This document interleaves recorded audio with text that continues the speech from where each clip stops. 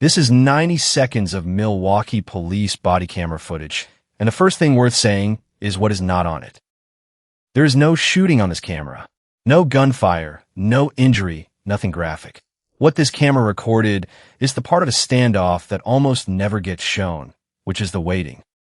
By the end of the day, one man was dead, and the case was with an outside investigation. But what you are about to hear is two police officers offering someone a drink of water and then arguing about which of them has the worst throwing arm. Once you know what you're listening to, this becomes one of the more revealing pieces of body camera footage a department has put out this year. So let's go through it.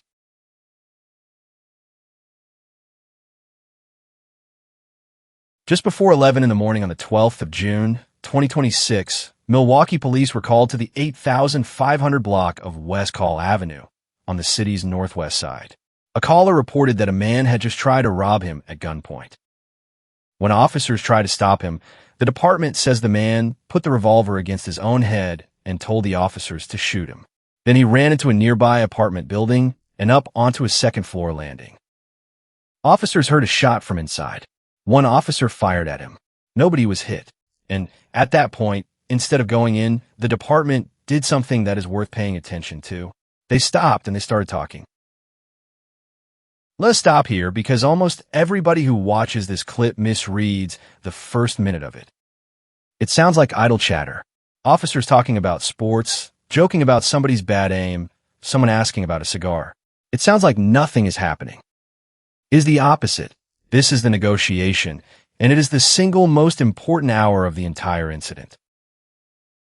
You want some water? Yeah.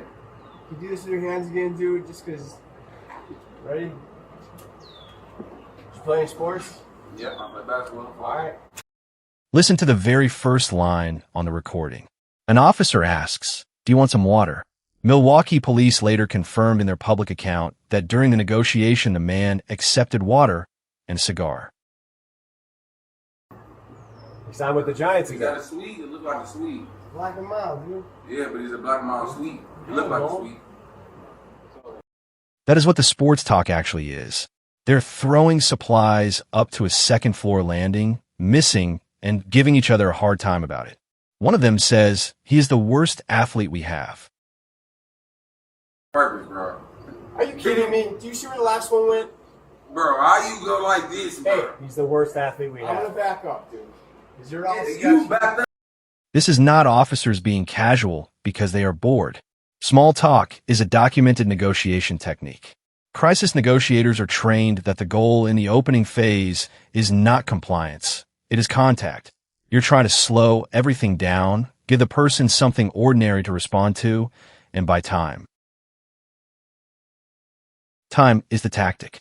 Every minute somebody spends drinking water and smoking is a minute they're not doing anything else, and it is a minute closer to exhaustion, which is very often what ends these peacefully.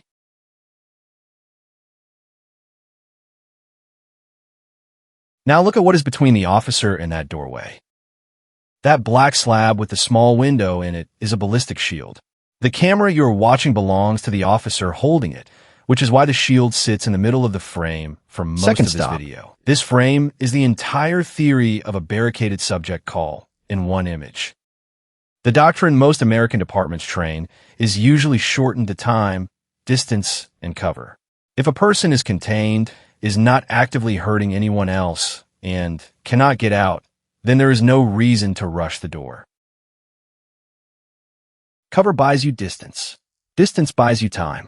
Time is what lets a negotiator work. The shield is not there to let officers push forward. It is there to let them afford to wait. This is also the lesson that came out of a long line of reviews of these calls. Rushing a contained person with a firearm has, over and over, turned a standoff into a shooting. Holding the perimeter is the boring option, and boring is the goal.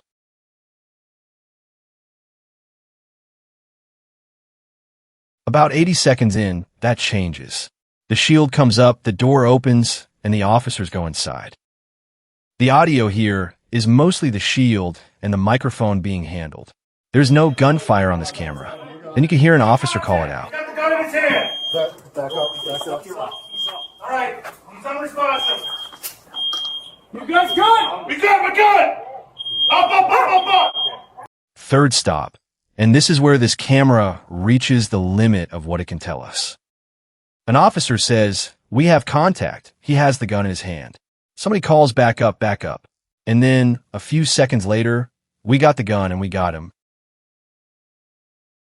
That is the whole outcome in radio shorthand from a camera that was downstairs behind shield. The decisive moment happened on an upper floor, on other cameras. Milwaukee released several videos from this incident, and this is the second of them.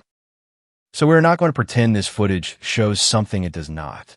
What it shows is the hour of restraint that came first. What happened at the end has to come from the official account.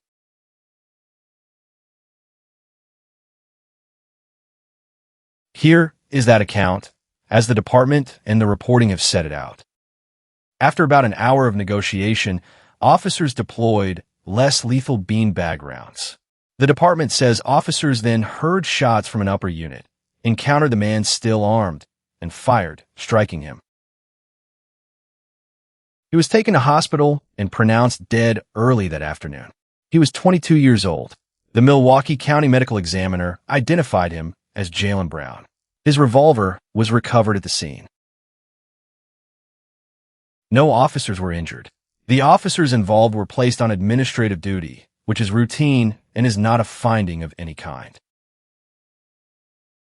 The investigation is not being run by Milwaukee police. It is being handled by the Milwaukee Area Investigative Team, led by the Waukesha Police Department. That outside review is standard in Wisconsin, and it exists so that no department investigates its own shooting. As of this video, no determination has been published on whether the shooting was within policy. Nothing here is a finding on that question, and nobody should take it as one. There is one more thing worth sitting with, and it is the reason this footage is worth releasing at all. A man pointed a gun at his own head and told police to shoot him.